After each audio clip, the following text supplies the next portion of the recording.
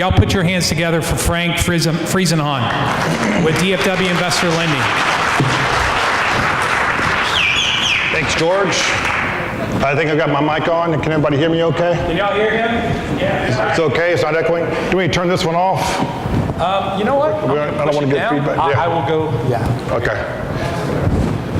Okay, good evening, everybody. We got to see if all this technology works now. They've handed me a bunch of equipment here to punch on. My name's Frank Fliesenhahn. I'm with DFW Investor Lending. I know a lot of folks in the room. For those of you who don't know me, I've been a real estate appraiser for 25 years. Own my own real estate appraisal shop, Omicron Appraisals. We're a full service appraisal shop as well as a hard money lending operation. Our hard money lending operation has been in business for 10 years. Our staff is composed of appraisers, so that makes us unique to the market. Most lenders are lenders. They rarely leave the office to look at properties. We actually inspect every deal that we do. So I just want to give a little background on who I am. I've also bought and sold properties over the last 25 years. Over 400 properties I've bought, rehabbed, and sold, as well as held my own portfolio of rental properties. So I've got a different perspective than a lot of other folks do who are lenders or maybe even appraisers, because a lot of appraisers don't actually get actively involved. We're going to talk a little bit tonight about the North Texas rental market. I'm sorry, the North Texas real estate market overall. I wanted to set you up to begin with to discuss how we've gotten here a little bit, and then ultimately where we're going after this. So if this will work, I wanted to start out with by illustrating over the last 10 years the volume of sales in the DFW market for the last 10 years. And if you'll note, we're starting in January of '06 and it ends at the beginning of this year. And you can see the sales volume as the subprime mortgage boom petered out there in '06, '07, and then the market ultimately bottomed out in 2010 and started coming back up in 2011, 2012. What you're seeing with the repetition of the peaks and the valleys is obviously this center section right here is the summer months. This is January, this is December. And if you'll notice on these charts as we go through them, you're going to see a lot of this repetition. For those of you who are relatively new at real estate, you hear folks, realtors talk about market cycles and seasonal adjustments. Well, there's your seasonal adjustment. There's January, the market starts to rise to the spring, peaks in the middle of the summer, and then school starts and it starts to fall off. You get a little bit of a jump there right at the end of the year. Right after Thanksgiving, usually you'll see a jump. It's a little check mark you see in the market all the way through, and you'll see that as we go through these slides. What I want to really illustrate about that, with that chart, is that currently this year, the volume is up about 8.2% over last year. So year over year, in a 12-month period, we're up about 8.2% in total sales volume. It's important because we've been setting new totals every year. Every year for the last four and a half years, we've set new volume totals records, and you can see them over here as it's been rising. We're going to lead into this in a minute, but as sales occur, obviously they're taking inventory off the market. Along with that increase in sales, you've also seen over the last 3 years a comparable increase in median pricings. So this chart represents median pricing of all homes in the DFW North Texas market. As you can see, about 3 years ago, our median sales price of a home was $142,000. Median sales price in DFW was $142,000 back in 2013. Today, it's about $212,000. So that's a pretty significant jump in value. Over a 3-year period, we've seen approximately, we've had 3 consecutive years in a row with 10% average rises in median values. With those rising median values, the sales prices are up 8.6% in the last month, or the last year, according to Standard & Poor's.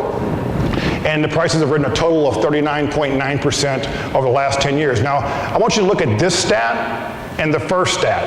We've had 3 consecutive years of 10% rises, and we're about 8% up for the last calendar year. So the bulk of this 39%, roughly 40% of the last 10 years has occurred when? It's occurred in the last 4 years.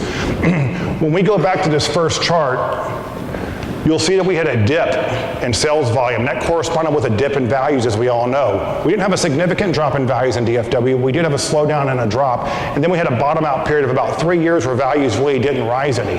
So what you're seeing is all of our market appreciation has occurred really in the last four plus or minus years, and starting from, or leaving off from 2006.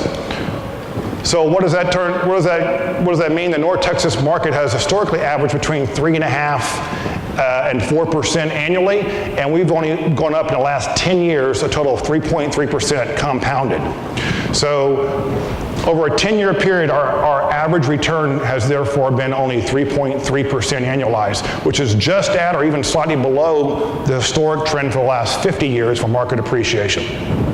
So I'm leading up to something here about, a lot of folks are concerned about a bubble or price increases or where we might be health-wise in the market. Is this mic a little bit too loud? Are we okay? Okay. Sure, if anyone would like to have a copy of this, you're welcome to, and I'll go to our screen at the very end with our email address. You're welcome to email us, and we'll be happy to send you a copy of this tomorrow or anytime this week. So median sales prices, median sales prices for resale homes, as you can see, they were started out in the 140s, and they're ended up now in the 212,000 range.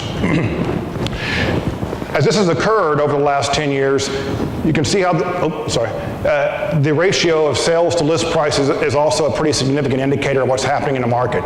When there's a lot of inventory out there and not a lot of buyers, properties tend to linger on the market, and as a result, sellers get more and more motivated. And so a lot of times folks will list prices higher and have to adjust down, and then ultimately maybe take a price significantly below what they're asking. So you can see, I'm not used to this clicker, sorry. You can see that in 06, at the end of the subprime mortgage, we were getting 97.5% to 98% of the asking prices of our homes. But by the time the market dropped, we were dropping down close to 92%. At the end here, you can see how over the last 4 or 5 years, as prices started to rise and competition started to heat up for bidding wars on properties, people are getting closer to 100%. Now keep in mind that these stats I'm showing you are the entire North Texas market, and they represent all new homes, existing homes, and every price point from $10,000 to $10 million and up. They represent all the suburbs and all the city urban areas as well. When you start looking at isolated areas that are traditionally strong areas, some of the northern suburbs, for example, what's going on inside the loop within Dallas itself and North Dallas proper, the uptown area, Oak Cliff, and so forth, those areas are doing very, very well. You're actually seeing median list ratios of about 100 to 101%. What that means is properties are coming on the market, and you're actually getting multiple offers on the properties, and there's bidding wars. So they're bidding over list price for properties now. So although this number looks really strong at over 99%, I think it's about 99.4%, the reality is in a lot of markets you're actually over 100%. Along with this rise in prices and this increased competition has been a little bit of a disturbing trend as well. We've had a significant drop in supply in the market. So what we're looking at here is a 3-year period of supply in the market. In 2013, we had a little over a 4-month supply of homes in the market. That means, for those of you who don't understand supply or inventory levels, what that means is if there's 40 homes on the market and homes are selling at 10 units per month, it would take 4 months to sell all 40 of those homes. So that's what that number represents. How long would it take to sell every home on the market if no new ones were added at the current sales ratios?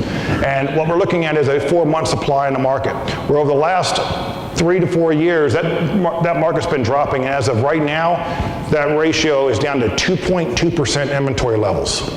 So what is considered a healthy market? Is 2.2 a very, very strong market? A healthy market is generally considered to be a 6-month inventory supply. So you can see right there, we started out 3 years ago with an extremely low and anemic inventory, and as pressure built up in the market, that inventory has dropped to 2.2% overall. It's a significant slide, and as anyone who's in any kind of an economics class has learned, It's about supply and demand. The more demand you have, or you constrict the supply. So if you have a lot of demand and there's not enough supply out there, prices will rise. But you can also control prices by constricting supply, and they'll also rise as long as there's more buyers out there than sellers. And that's what we're facing in the market right now, which is why you're having these bidding wars and these shortened days on market and so forth.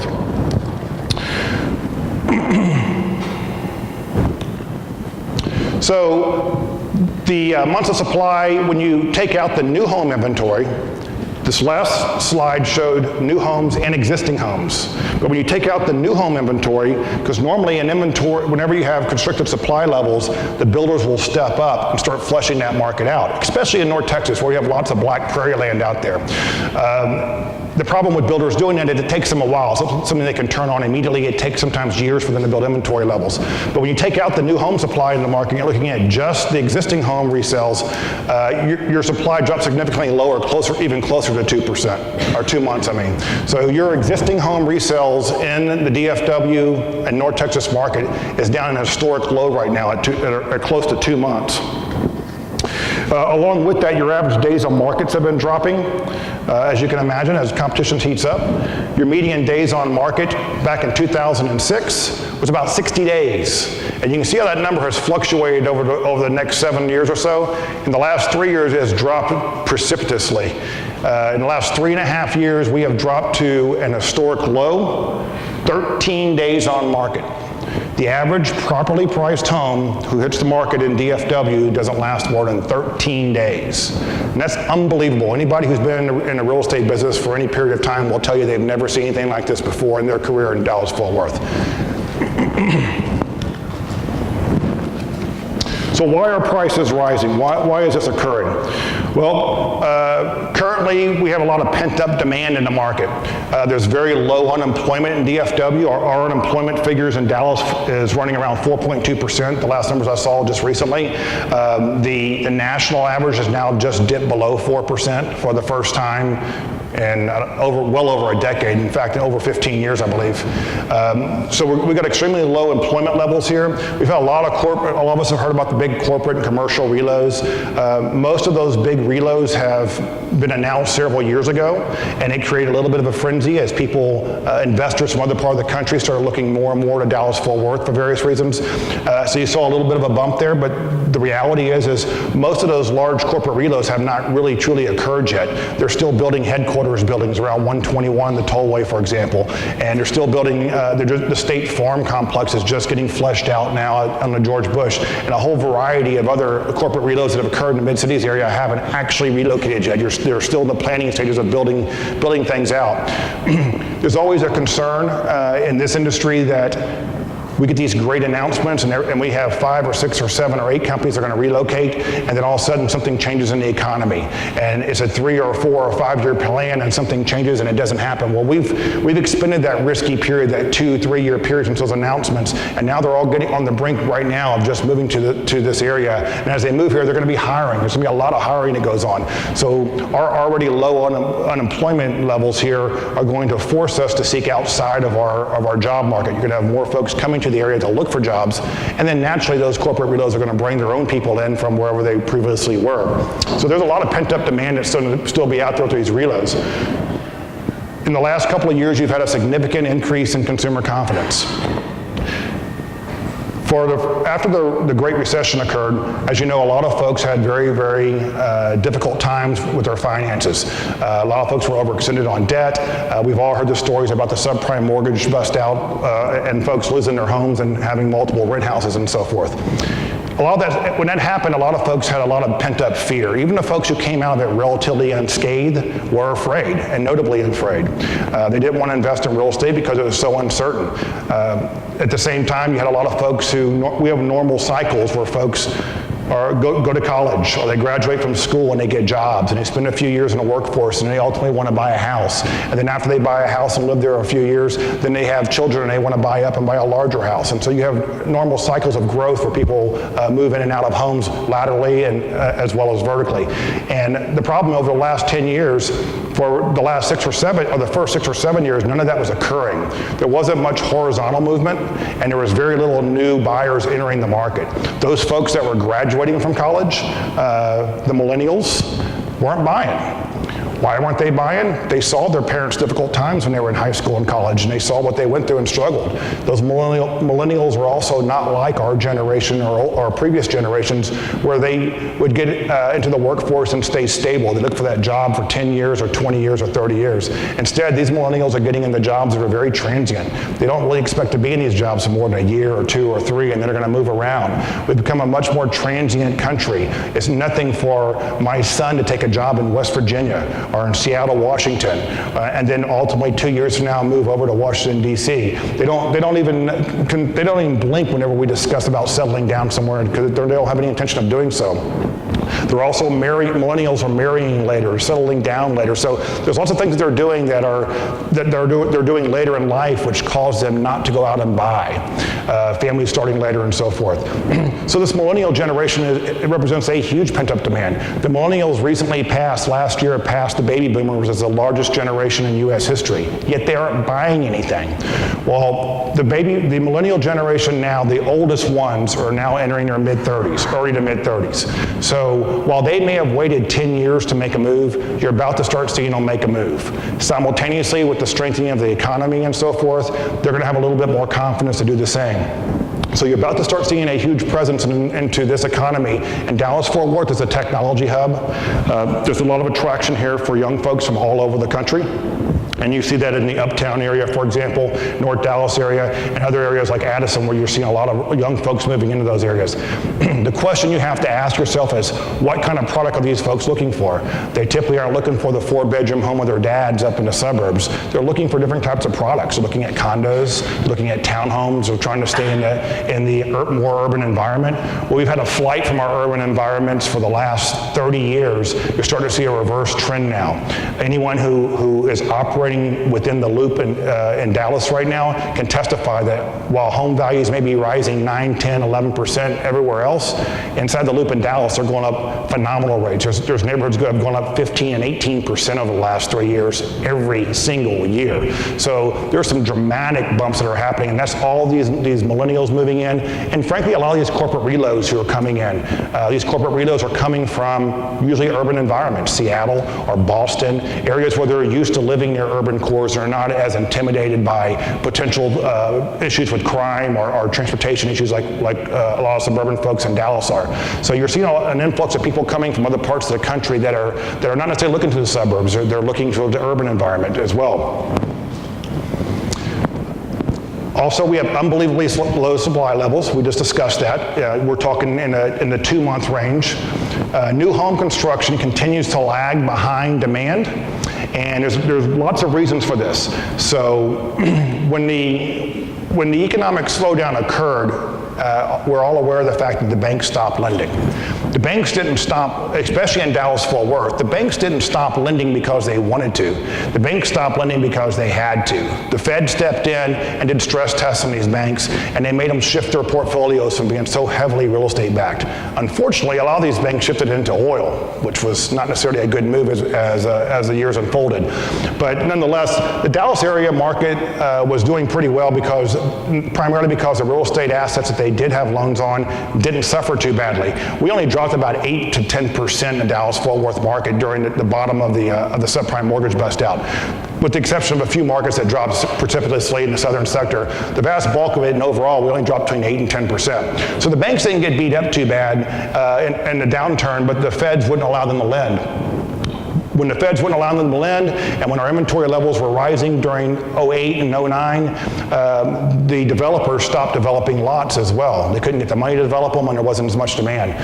Well, as the market started to heat up in 2010, 2011, really 2011, 2012, the builders started to build again, but there was a problem. With that huge gap that had occurred in the previous 4 or 5 years of developers not buying lots and buying raw land and developing it, there was a huge inventory gap of lots, and we have still not caught up from that. There's still there's about a 50% lag right now between available lots and demand for lots from builders. The builders are building basically as fast as they can, but they're having problems buying lots, and developing lots, and they're also having problems with the workforce. As our economy dipped, a lot of our workforce were coming from Latin America, and they fled home. Political climate changed, and they weren't welcome as often by some of the politicians, so a lot of them fled south, and they haven't really returned, or they're having difficult times returning. When they got back, there was, just like any other market, there's way more demand for labor out there, skilled labor in the building industry, than we have supply of laborers right now. So the builders are, right now, they're reporting that their biggest problems are trying to hire skilled labor to get the work done. They're having problems with material shortages. Each one of these hurricanes and northern storms that we keep having keeps messing up the supply chain for composition shingle roofs and lumber and so forth. So they're having a hard time with material supplies, and they're also, frankly, having a hard time with the Texas weather. We've had a lot of flooding, and when you have excessively wet years, it can set back construction times a month or 2 months or 3 months, and so they're not able to get supply to the market. And it's a significant problem, because that's usually our #1 factor for relieving the pressure on the market. As supply levels drop and demand increases, usually the builders will step up here and start building on some of that blackland prairie, but they're not able to do it right now because of all of these factors. Mortgage rates are continuing to drop.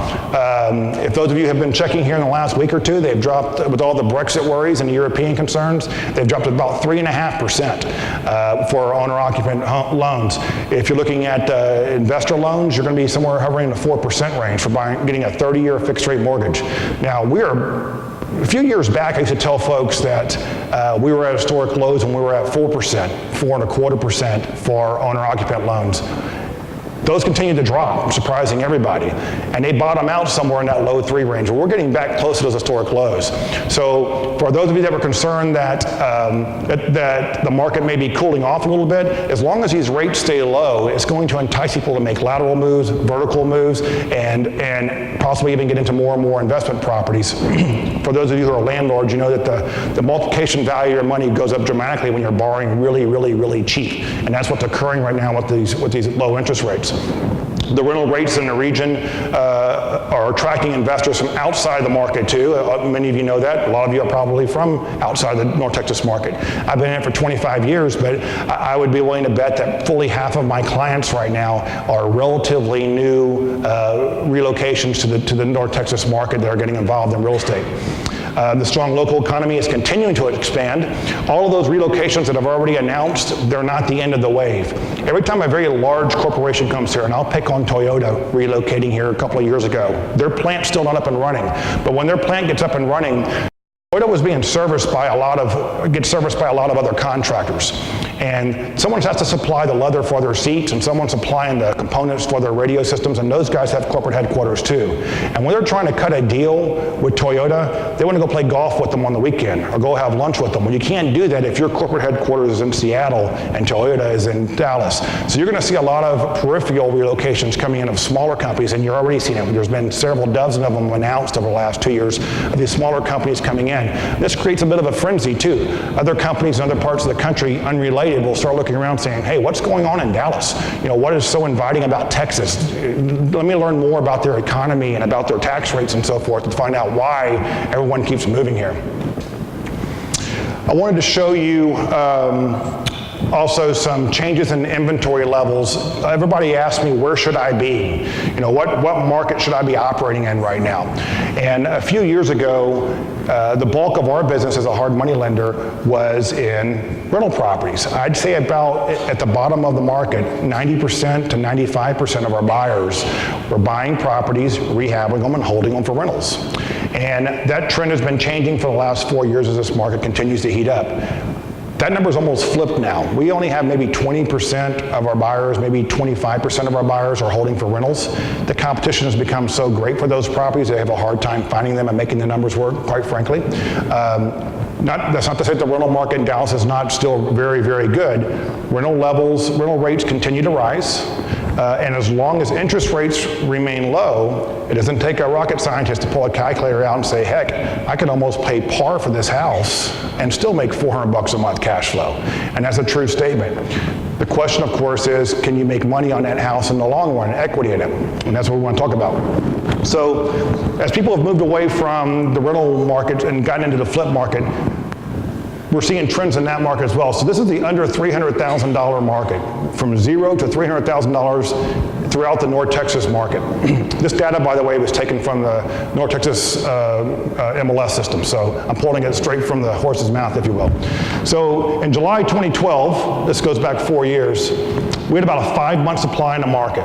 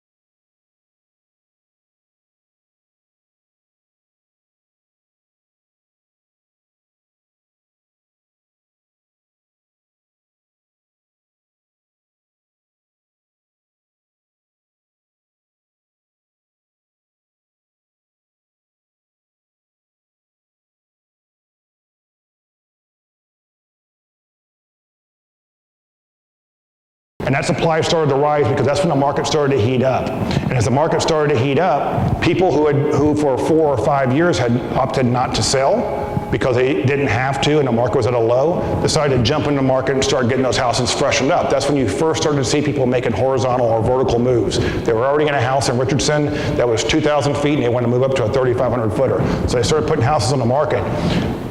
As they started doing that, they had to move somewhere, so they started buying as well. And then you started having all this additional activity coming in from out of state, and the market just started playing on itself. And you can see how this market has dropped month over month over month. It's showing on this graph that's about a 2%. About 2.6%. This includes new homes as well as existing. As I mentioned, existing homes now are closer to about 2%. I think this actually carried through to like April. So over the next couple of months, it's actually dropped a little bit more, under 300. But when you move to the from the 300 to the $300,000 and $700,000 range, you see a little bit of a difference. Where we are at about a 2.6% supply right there back in April, you're looking at about a 4-month supply for the higher price point homes. So this is still your entry-level housing. But even the $300,000 to $400,000 price point is entry level for some folks nowadays, which surprises me, it baffles me. But the reason why, quite frankly, is you've got a more educated consumer now who's waiting later. Remember those millennials we talked about earlier? So now you've got couples who are buying their first home who are now 32 or 33, and they've already been in the workforce for 8 years or 9 years, and they're white-collar professionals, dual income, so and they're getting money at 3.5%, so they can afford to buy a $350,000 or $400,000 starter home. So for those of you like myself who bought their first home at $95,000, and for some of you out there who may have bought them as cheap as $20,000 and you had your 3-bedroom brick, it's a baffling number to think of that your starter home is going to be $400,000, but it's happening. Nonetheless, the inventory level on these homes are as high as about 4 right now. They've been dropping all the way through, but they're at about 4 months, which is still below the 6-month norm. So the $0 to $700,000 price point home in Dallas-Fort Worth remains extremely strong with low inventory levels. As you switch to the $700,000 to $1 million range, I have a lot of customers that are operating in this price point right now. I've been discouraging them from jumping out there too far because of this statistic right here. You can see the inventory levels there were very high. There wasn't very many during the dip, the recession. There wasn't very many 700,000 plus homes that were being moved at all unless they were getting foreclosed on. And there was a lot of those happening. Right now, our inventory supply on this price point home is running close, right about 9 months, just a hair over 9 months. I think it's 9.1 or 9.2 months of homes in the $700,000 to $1 million price point. Clearly, that means if you put your property on the market and you price it correctly, you should calculate you're going to be spending somewhere between 7, 8, 9 months to move that house. Are there exceptions? Absolutely. We have customers that are pricing properties a little bit aggressively. They're going a little bit overboard and putting a little bit extra into the homes to dress them up. And as a result, they're moving these houses in 30 days. But if you don't price the property right, or if you don't fix the property right, you're going to become a statistic. And if someone's moving their house in 30 days, that means somebody has to take 14 months to keep that average where it's at now at 9 months. So don't become a statistic is what I'm telling you. If you're going to operate in this price point, you better be doing it right, and you better be pricing aggressively. This is not the time to get aggressive with this price point home. You can do that in a $300,000 price point and under. For the most part, if you put a house out there right now under $300,000, you're going to have it sold in a matter of hours, if not a few short days with multiple offers. Those homes are really the ones that are driving that statistic I was telling you earlier about 101% list price to sales price ratios. When you get to the higher end market, that's when the negotiation starts, and that's when the properties start to languish in the market. Naturally, you get to the $1 million plus price point, you're getting up close to about 18 months there.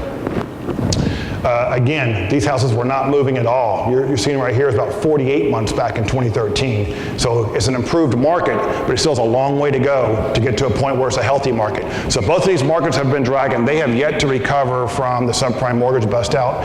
And the reason why there's a ton of properties that were foreclosed on in that price point, and not a lot of buyers jumping into it because they were all scared. So that pretty well completes the presentation of what's going on in the market now. So the next question is everybody wants to know is, what's going to happen next? You know, we don't, Frank, if you're telling me we don't have a bubble because we're at a trending historic level of about 3.2, 3.3% of market appreciation, and we have this dramatically low inventory level, What does that mean? Does that mean that we're going to be flying high with rosy skies for another 3 years or 4 years? Currently, no one's a fortune teller, but currently, with interest rates as low as they are and inventory levels as low as they are, and the problems in the new home construction market, I see no reason why this market should slow down in the short term. Short term meaning the next 12, 18 months. It's going to take, and it will most likely take longer than that. When you get a market that is this bottled up and has this much of a supply problem and has all these positive things going on around it with employment levels, with interest rates, it's going to be very difficult to unwind this bottle. Even if something happened now, interest rates started to rise or what have you, it would take a significant amount of time for inventory levels to rise from 2 months to 6 months. And at 6 months, you're still looking at a stable market with 3% appreciation. It would have to get to 8 or 9 or 10 months of inventory before you would start to see a decline in the market. And I just don't see anything forecasted in the short-term future that would change that. The biggest fear that most folks had, or that had in the last quarter at least, was the potential of Europe messing us up. There's lots of issues over there that have been going on for several years now, where you have negative interest rates in some of these countries, Spain and Greece and so forth, that are having significant economic problems. And then most recently, of course, the Brexit exit with Great Britain. Clearly, the markets have adjusted for that. They've anticipated it. And where our U.S. market interest rates have been at historical lows for the last 6 or 8 years, they've been on edge, ready to raise those rates for some time. For the last 2 years, there's been the cloud, the threat that the Fed's going to start raising rates and the bond market's going to start changing and the mortgage rates are going to rise. And in fact, they did rise a little bit the first quarter of this year. But the European concerns changed all that. The Brexit exit changed all that. And in the last 2 weeks, we've seen mortgage rates drop about 0.5 point back down to that 3.5% mark, where they were, and even lower in some cases, 3 3/8. So you're seeing a resurgence and a rally in the markets where the mortgage markets are dropped and probably won't be changing much over the next couple of months or maybe the next year or so, because there's nothing on the horizon that's going to fix the European problems.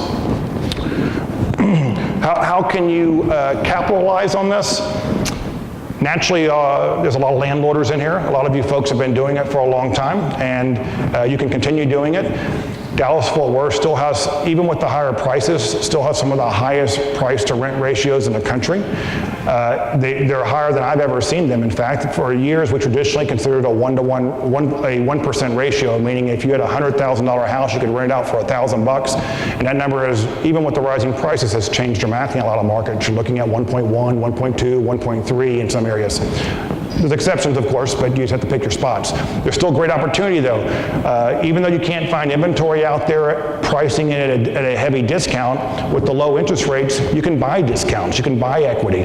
If you're looking to buy a property, for example, and sell it in 5 or 6 years with a 20 or a 30% equity position, if you're able to cash flow that property significantly over the next 5 years because of the low interest rates, you can buy that equity with that extra cash flow, and then ride the wave of appreciation that will hopefully continue to occur in the market. Our housing market in Dallas-Fort Worth is still some of the most affordable in the country. There's very few markets that are ahead of us. In the last year, actually in the last 30 days, we surpassed Houston as the fastest growing housing market in the country. I think we're about 8.6% ahead of Houston now, who has been leading the country for the past 3 or 4 years. So there's nothing on the horizon that's going to slow us down, and with the pent-up demand, we're going to have a hard time getting there. You can also get into being a flipper. That's obvious. But now's the time, if you're going to do it, to be aggressive on your pricing. If you're in that $300,000 price point, $400,000 price point, what I've been telling my clients is fix the houses up right, make whatever the norm is for the market, add a little extra to it, and you can pretty much price it 5% more than I tell you. As an appraiser, we can't keep up with these prices. Appraisers are looking at history. We're looking at what happened in the market in the last 6 months whenever we write an appraisal. We're looking at closed sales. But what I'm finding is when you put a property on the market and your inventory level's at 2 weeks, which is happening in a lot of these markets, when you have a 2-week inventory level, that means that you have 1 of 2 houses for sale on the market. And as a result, you can ask pretty much any price you want if you're the best house in the market. So price your properties aggressively at the lower end. If you get to the higher end, be a little bit more careful and cautious about that. And then the last thing, of course, is you can start getting involved with things like owner financing and building note portfolios out there. It's something that I've done for 20 years. It's a passive way to invest so that you're not having to constantly chase tenants or constantly chase for leaky roofs and so forth. And as a result of that, you're able to build a large portfolio without having to have a large active team around you or having to hire and expand in any way. The note business is a very, very profitable business in the long run. It's not a short run profit. It's a slow investing model that will make large profits in the long run. And now's the time to get involved with it, because even though the subprime mortgage boom and bust out has now passed us, there's still a lot of folks out there who are not able to qualify for mortgages that are still wanting to re-enter the market. So there's an opportunity for you to get involved with properties that are maybe high priced in the market, if you will, from an investment standpoint, but you can turn it around with financing and make money off the financing. And that pretty much concludes my presentation. I wanted to open up for Q&As for just a couple of minutes if people have some questions. Ma'am? Do you happen to know in those last two charts, the 700 and 2 million, what the percent supply of new homes is on the last current month? So I don't have that broken down. This actually is an inventory of all homes on the market. However, as a general rule, you see very few $1 million spec homes being built. Spec homes are generally built at a $300,000 price point. So most of your larger homes like that are going to be custom homes and build jobs, so they wouldn't get reflected into this market, into the MLS system anyway. It would be a very small percentage. But I can tell you this, that these numbers it's significant to think about this $1 million plus price point, what that means.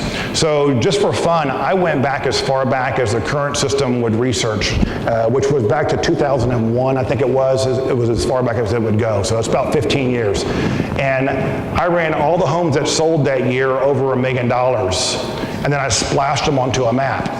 And that map was a concentration in Highland Park and Preston Hollow. And there was like a handful of homes that were spread out up north of LBJ, and I mean a handful of homes, and that was it. And then I did it for 2015, ran all the closed sales. And I didn't come up with 150 sales, I came up with thousands of sales, and the whole map was bloodied from Fort Worth, north, south, east, west. No longer is that wealth concentrated in one area. As Dallas has grown and as the suburbs have grown north and east and west, the concentration of wealth has expanded out.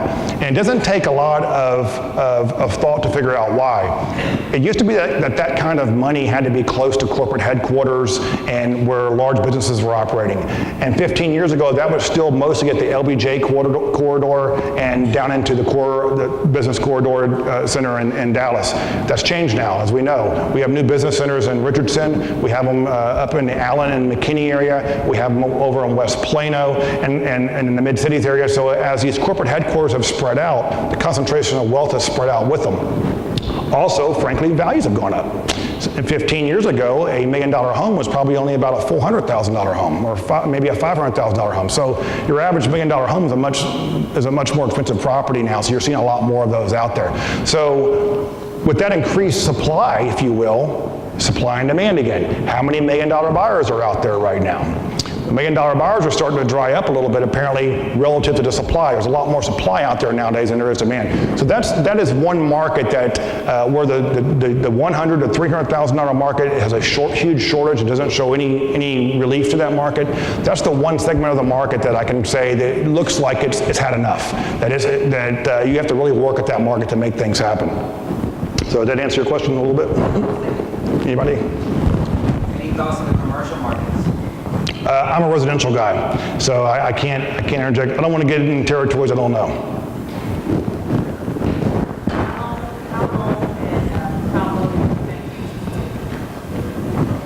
So you're asking me to forecast a little bit about interest rates, and I touched on it some. I don't see, the Fed had every intention of raising rates. We've been hearing that for the last 2 years, and they were definitely going to do it this fall.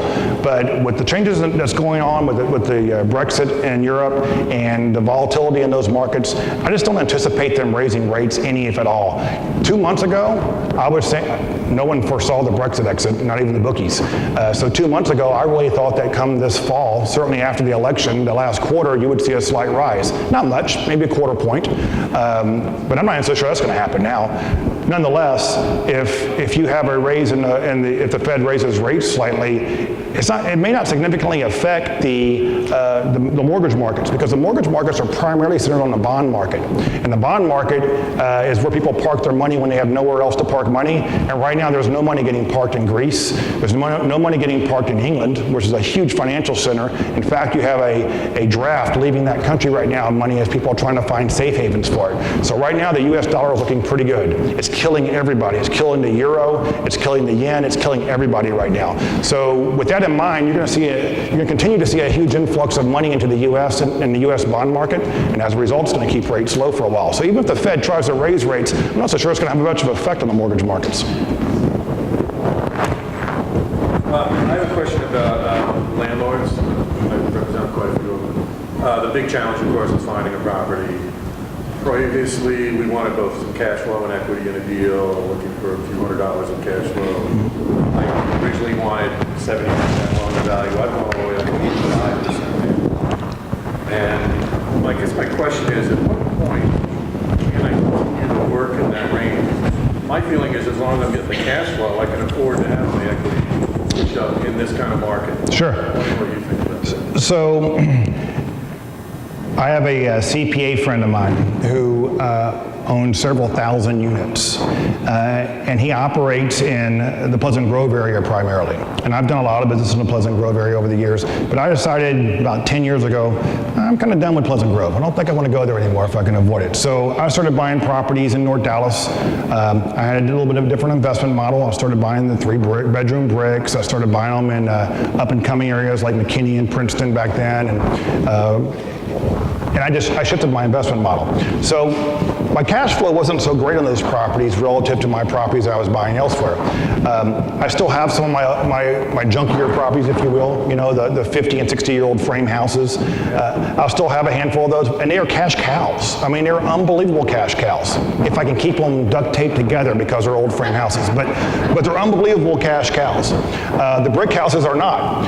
10 years later, though, those little frame houses that I have are worth about 12 cents more than I paid for them. Yet those 3-bedroom bricks have doubled in value.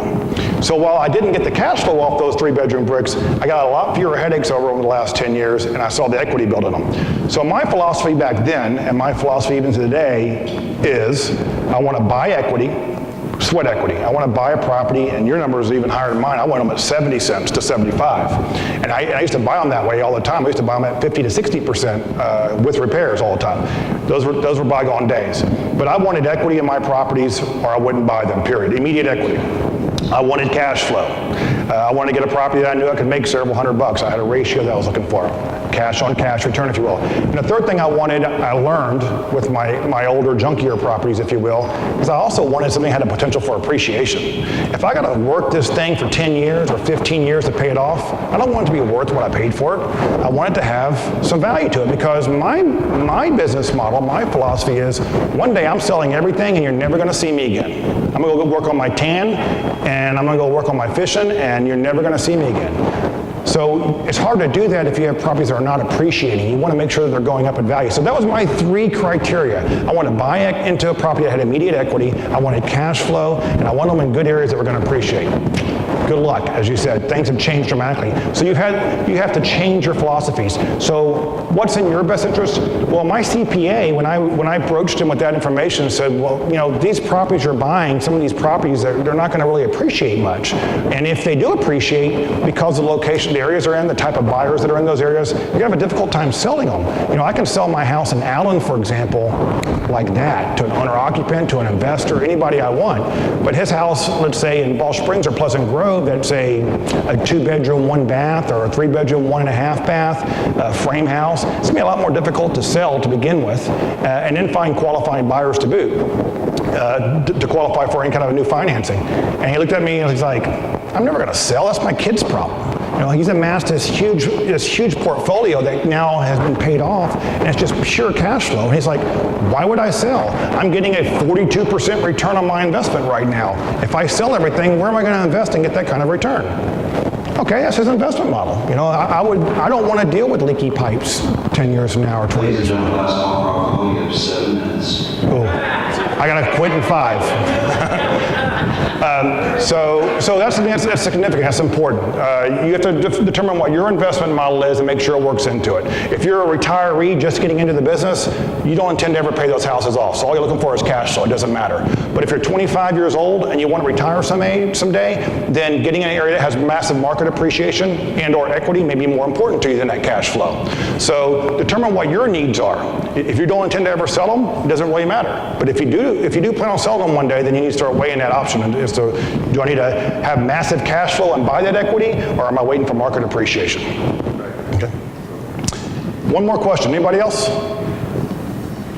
Yes, ma'am. Other than rehabbing, what would you suggest for a new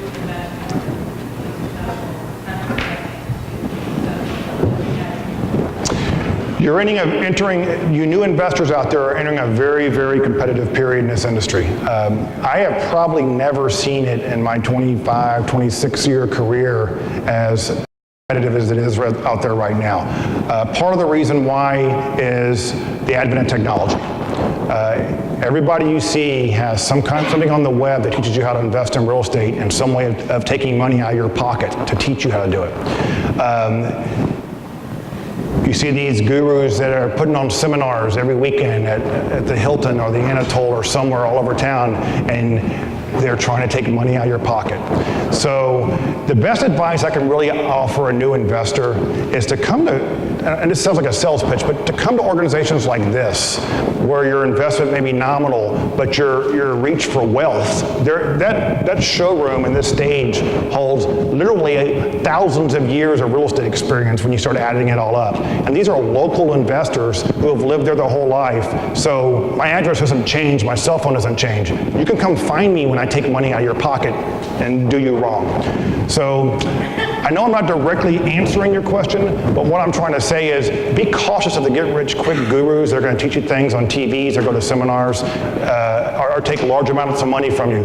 I can't tell you how many clients come to me and ask that question, say I'm new and I want to get started and I don't have any money. And I'm like, well, why don't you have any money?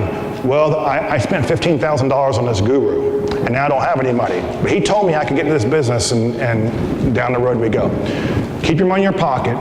There's lots of other ways of learning this business besides going and paying the gurus money. There are some good ones, but choose local guys that are going to be here for the long run. Don't go out and hire somebody from Los Angeles to teach you about Texas real estate, or someone who's made $1 million in Ohio to teach you how about Texas real estate. Beyond that, probably the best way to invest in real estate is to think long term. This is typically not a get rich quick scenario. Everybody comes to me wanting to get rich quick, and I tell them all the time, you make money by nose to the grindstone, going slow, having a plan and following through with it. This is not a 1 or 2 or 3 year plan. This is a 10-year plan or a 15-year plan, just like any other business. But the difference is, if you stick to that plan, you will win. I run into very, very few people who follow that model who fail. You will win. So you have to wealth build. You have to flip a few properties, wholesale a few properties, whatever. But long term, you need to start building long-term wealth by holding notes, holding rentals, holding things long term, create assets, create portfolios, and so forth. It also allows you to get access to cheaper money and everything else. Bankers want to see you with assets and cash. They don't want to see you with a dream and a certificate that somebody printed up that said $15,000, you're now a real estate expert. So, hope that helps.